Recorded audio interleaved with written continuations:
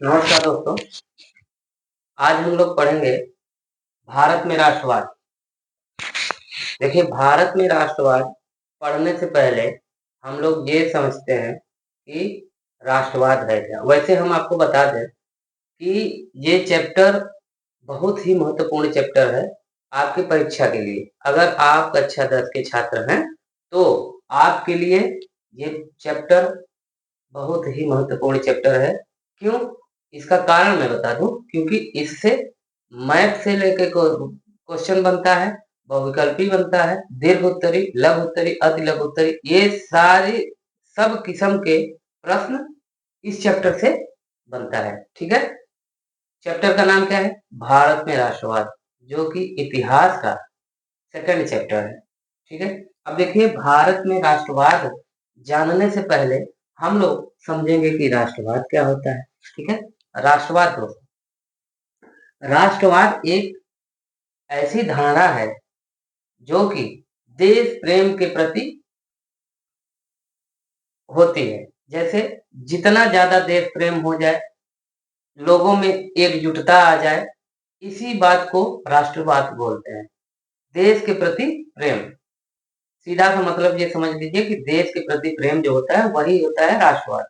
देखिए, इसका डेफिनेशन देख लेते हैं। ठीक है। जब किसी देश के लोग अपने देश से प्रेम करते हैं, एकता महसूस करते हैं, स्वतंत्रता चाहते हैं, ठीक है, तो उसे राष्ट्रवाद कहते हैं। ठीक है।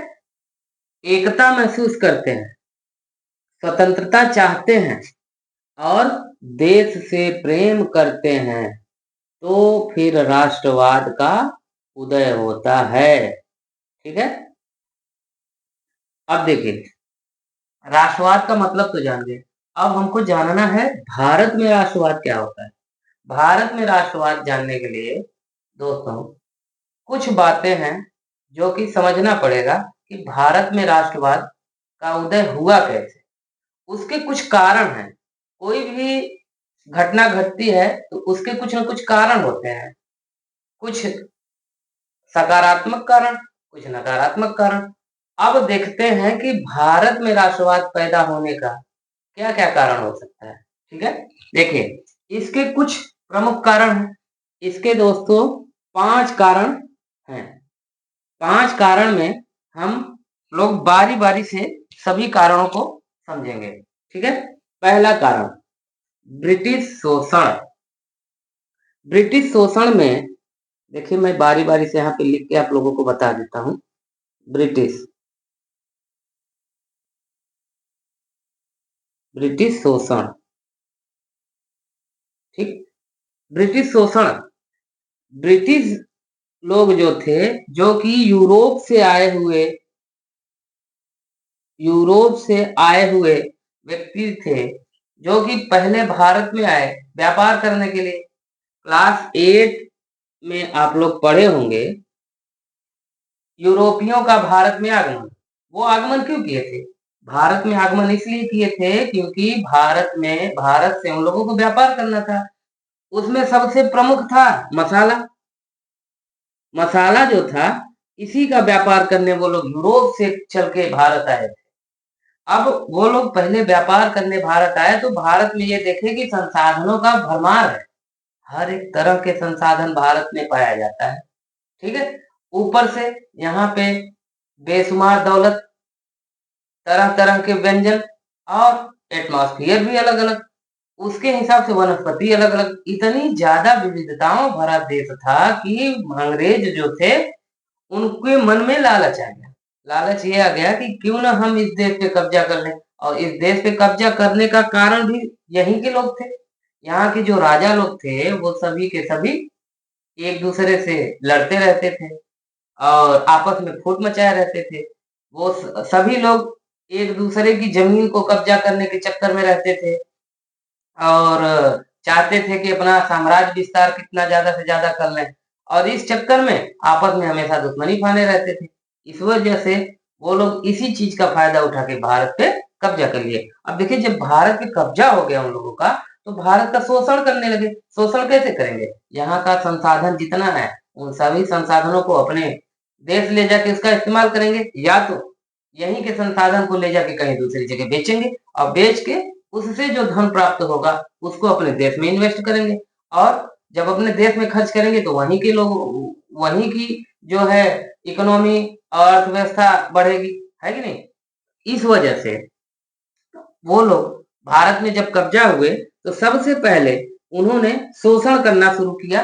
कौन सा शोषण? आर्थिक शोषण। यहाँ की जितनी भी आर्थिक चीजें थी, अर्थव्यवस्था से रिलेटेड जितनी भी चीजें थी, सब के सबको अपने देश में पहुंचाने लगे। ठीक, पहला कारण याद रखिएगा, अंग्रेजों का शोषण, आर्थिक शोषण करते थे। दूसरा कारण 1857 की क्रांति। 1857 की क्रांति दोस्तों पहली सबसे बड़ी क्रांति थी जो कि पूरे देश में फैली थी, और इस क्रांति का असर इतना ज्यादा हुआ कि इस क्रांति से अंग्रेज जो थे वो थोड़ा सा डर गए। डरने का कारण भी था क्योंकि इस क्रांति, ये जो क्रांति थी ये बहुत बड़े लेवल पे थी। अंग्रेजों का बहुत ज्यादा क्षति भी हुआ था, अंग्रेजों की इमारतें तोड़ दी गई थी, अंग्रेजों को मारा गया था बहुत ज्यादा बड़े स्तर पे, और उनकी जितने भी गोदाम था वो लूट लिया गया था। उनके जितने भी संसाधन वो अपने यूज के लिए रखे हुए थे उसको नष्ट कर दिया गया था, और उनको भी मारा पीटा गया था। इस वजह से ये क्रांति काफी बड़े लेवल की क्रांति थी। ठीक है दोस्तों, अब इस क्रांति का असर ये हुआ, इस क्रांति का असर ये हुआ कि 1885 ईस्वी में अंग्रेजों ने क्या किया? भारतीय राष्ट्रीय कांग्रेस का स्थापना किया, और इस क्रांति का असर ये भी हुआ कि सन 1885 के बाद से सन लगभग 1909 ईस्वी से उन्होंने भारतीय संविधान के निर्माण की प्रक्रिया शुरू कर दी, और ये कारण इसके साथ जुड़ा हुआ है। और उसके बाद देखिए तीसरा कारण ये है प्रेस और शिक्षा। प्रेस और शिक्षा में दोस्तों सबसे प्रमुख कारण जो था अखबार और स्कूल। प्रेस और शिक्षा में देखिए अखबार जो था इसके जरिए लोग जागरूक हुए, लोगों को पता चला कि अंग्रेज किस तरीके से हमारा शोषण कर रहे हैं। ठीक है, अब शोषण जब जान गए तो धीरे धीरे लोगों के मन में देश प्रेम की भावना उत्पन्न होने लगी। जब देश प्रेम की भावना उत्पन्न होने लगी तो वहीं से राष्ट्रवाद का उदय हुआ। ठीक है, एक कारण ये भी है, प्रेस और शिक्षा। शिक्षा में स्कूलों में शिक्षा दी जाती थी कि किस तरीके से अंग्रेज हमारा जो संसाधन है इसका इस्तेमाल कर रहे हैं, हमारा किस तरीके से शोषण कर रहे हैं। अगला देखिए कारण भारतीय राष्ट्रीय कांग्रेस। ये भारतीय राष्ट्रीय कांग्रेस की स्थापना ए ओ ह्यूम ने किया था 1885 ईस्वी में। 1885 ईस्वी में उन्होंने ए ओ ह्यूम ने इसकी स्थापना इसलिए किया क्योंकि वो चाहते थे कि भारतीय जितने प्रतिनिधि हैं वो सभी के सभी लोग साल भर में एक बार मीटिंग करें, और मीटिंग करने के बाद जितनी भी लोगों की समस्याएं हैं उन समस्याओं को अंग्रेजों के समक्ष रखें, तो फिर उसका कुछ निदान निकलेगा। इसके लिए उन्होंने 1885 में भारतीय राष्ट्रीय कांग्रेस की स्थापना की। अब देखिए भारतीय राष्ट्रीय कांग्रेस की स्थापना तो उन्होंने अपने फायदे के लिए किया था कि हम भारतीयों की समस्याओं सुनेंगे और उसका कुछ न कुछ हल निकालेंगे, लेकिन हुआ ये कि इससे थोड़ी सी उनसे गलती हो गई। गलती ये हुई कि इससे उनको पता नहीं था कि भारत के सभी नेता लोग एक हो जाएंगे, सभी के सभी लोग एक मंच पे आ जाएंगे। एक मंच पे आने का मतलब ये है कि सभी लोग अलग अलग राज्यों से थे, हर एक राज्य की अलग समस्याएं थी और सभी राज्यों की अलग भाषाएं थी। सभी भाषाएं अलग अलग भाषाई लोग एक जगह इकट्ठा हुए। जब एक जगह इकट्ठा हुए तो सभी लोगों का जो विचार था वो मेल हुआ। अब जब विचार मेल हुआ तो लोगों में चेतना जागी चेतना ये जागी कि सभी लोग अपना अपना विचार रखे, पता चला लोगों को कि किस तरीके से अंग्रेज हमारा शोषण कर रहे हैं। अब बाद में इसी राष्ट्रीय कांग्रेस, भारतीय राष्ट्रीय कांग्रेस को उन्होंने असंवैधानिक घोषित कर दिया, क्योंकि इसके जरिए सभी नेता एक हो गए, आंदोलन करने लगे, लोगों को जागरूक करने लगे। इस वजह से इस भारतीय राष्ट्रीय कांग्रेस को भी वो लोग असंवैधानिक घोषित किए। अब देखिए, भारतीय राष्ट्रीय कांग्रेस जो थी सभी नेताओं को, सभी बुद्धिजीवियों को एक मंच पे ला दिया। इस वजह से जो राष्ट्रवाद का उदय हुआ, ये इसमें भारतीय राष्ट्रीय कांग्रेस का भी योगदान है। ठीक है, 4 कारण हम लोग जान गए। 5वां कारण है गांधी जी और राष्ट्रवाद। देखिए, महात्मा गांधी जी जब आए भारत में, जब महात्मा गांधी जी आए तो उससे क्या हुआ, देखिए, महात्मा गांधी जी जब भारत आए 1915 ईस्वी में, ठीक है। अब 1915 ईस्वी में जब महात्मा गांधी जी जब भारत में आए तो इससे पहले उन्होंने अफ्रीका में अपने वकालत की प्रैक्टिस करके आए और अफ्रीका में एक बहुत ही महत्वपूर्ण आंदोलन चलाए थे, जो कि था रंग भेद। आप लोग क्लास 9th में पढ़े होंगे, रंग भेद और नस्ल भेद।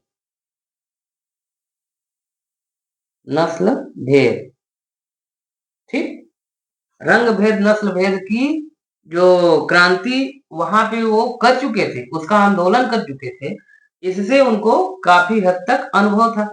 वो जब 1915 ईस्वी में भारत आए, भारत आने के बाद कुछ दिन तक इंतजार किए, यहाँ का समझे, माहौल समझे, यहाँ की राजनीति देखे, अंग्रेजों की नीति देखे और लोगों की समस्याओं को देखे। देखने के बाद उनको समझ में आया कि भारत में अफ्रीका से भी कहीं ज्यादा शोषण हो रहा है।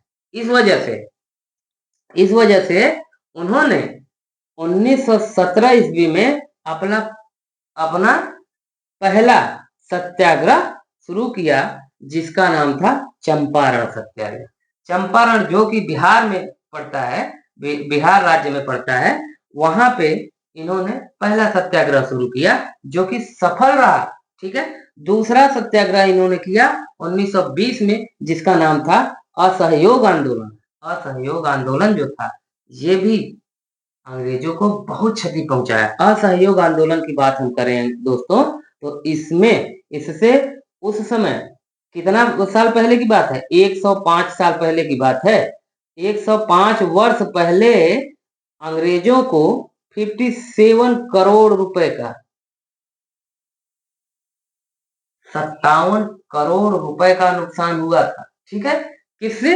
असहयोग आंदोलन से। असहयोग आंदोलन पूरा देशव्यापी आंदोलन था। इसमें क्या हुआ था कि अंग्रेजों का सहयोग करना बंद कर दिए थे भारतीय। सहयोग करने का मतलब कैसा? जैसे अंग्रेजों के दफ्तरों में जा रहे थे जो लोग, वो लोग छोड़ दिए काम। अंग्रेजों के यहाँ जो माली कर रहे थे काम, जो नौकर कर रहे थे काम, जो खाना बनाने वाले थे, वो सभी के सभी, जो सफाई कर्मी लोग थे, सभी के सभी लोग काम पर जाना बंद कर दिए। और तो और जो उनके कंपनियों में, फैक्ट्रियों में काम कर रहे थे भारतीय, वो भी काम छोड़ दिए। जो सेना में भर्ती थे भारतीय लोग, वो भी इस्तीफा दे दिए। देने के बाद अपने घर बैठ गए। इससे क्या हुआ कि उनका कामकाज ठप पड़ने लगा। जब कामकाज रुकने लगा, इसकी वजह से उनको उस समय 57 करोड़ रुपए का नुकसान हुआ था।